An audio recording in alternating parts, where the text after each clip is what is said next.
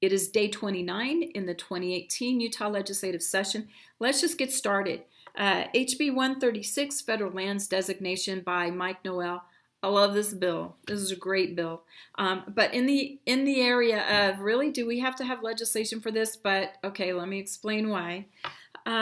What this does is it prohibits a governmental entity or an agent of a governmental entity from going to the federal government and having land designated with a federal designation.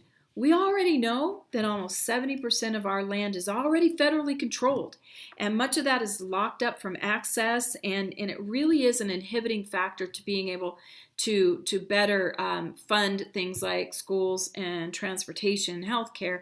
But despite that, some governmental entity thought it was okay to kind of work back channels and go have this designation created.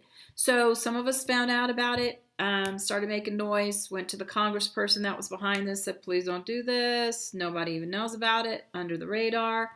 And luckily we were able to stop this, quickly come back this year with legislation that says, yes, stop, don't do that. This land belongs to the state of Utah and its citizens. Yeah, don't go giving more away to the federal government. We have enough of that. Thank you.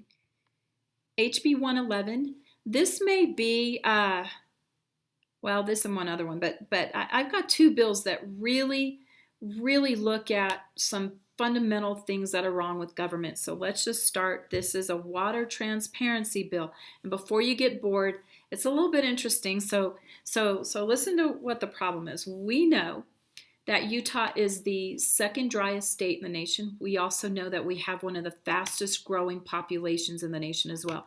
Those two metrics collide. How do we ensure that we can meet the water needs of our current population as well as plan for the future? Well, there's some limiting factors here. The water in Utah belongs to the state of Utah, the citizens, the state of Utah. It is distributed according to shares, where individuals, private or public entities can manage shares of water.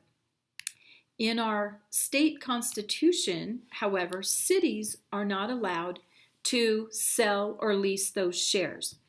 So sometimes you'll have a city that will accumulate a lot of water, maybe even too much. We do have limits on how much water they can accumulate. But at times when they've had more than they can use, they will distribute that water to persons or developments or cities outside of their city. Problem with this is a couple-fold. One is that water's revocable. So according to the law, that city may be able to revoke that water. That's a huge problem. Our departments of drinking water at the state, they're very concerned that we could have a serious health crisis on our hands if that water's ever revoked. And it has been, threatened. The other thing is a disenfranchisement of the receivers of that water. The fact that they don't vote for the elected officials making these decisions about their water in another city. They can't control things like certain aspects of the quality, the infrastructure, the pipes, the costs. So this is a disenfranchisement thing, also a discrimination thing. This was first raised almost 30 years ago, this idea of disenfranchisement and discrimination, that cities charge the people outside of their own cities sometimes unacceptable rates. And so we've learned from our state engineer and some of our other state departments that care about this stuff that we don't have data. We just don't even know to what extent this is happening. We don't understand the liability. How many of these extra jurisdictional areas are dependent on water that is not dependable? Really, what is that health risk? What is that liability? So this bill helps us to understand that. It helps us to start to gather that data. We ask cities to disclose to the state and to their own citizens on their website what that looks like. So we want to know who they're distributing water to outside of their city.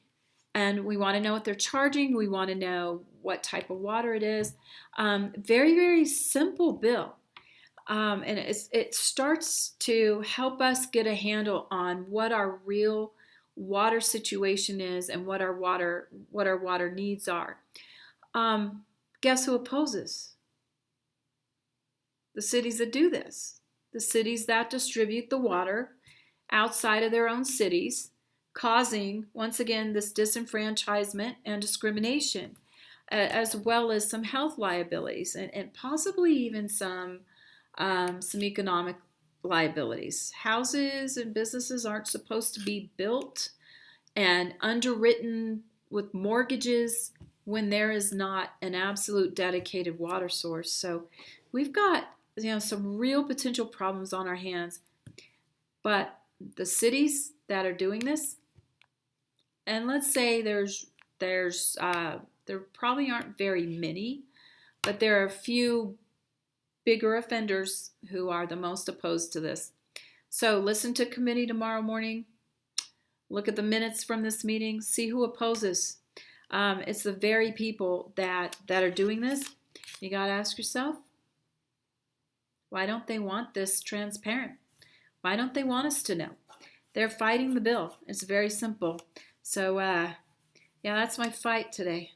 I'm fighting water over water transparency.